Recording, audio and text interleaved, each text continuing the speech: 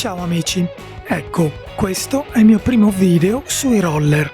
Lo so, è un po' mosso ed è bruttino. Calcolate che l'ho realizzato parecchi anni fa senza l'intenzione di postarlo online.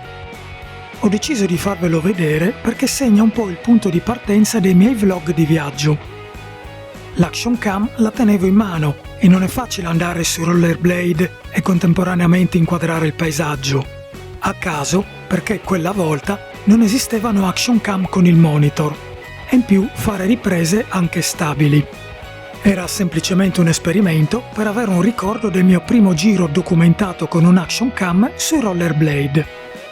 Vi lascio le immagini di asfalto, natura, cose incomprensibili e mosse e del GPS che portavo al polso.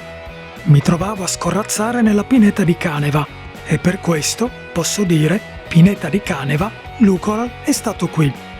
Un saluto traballante da Lucoral.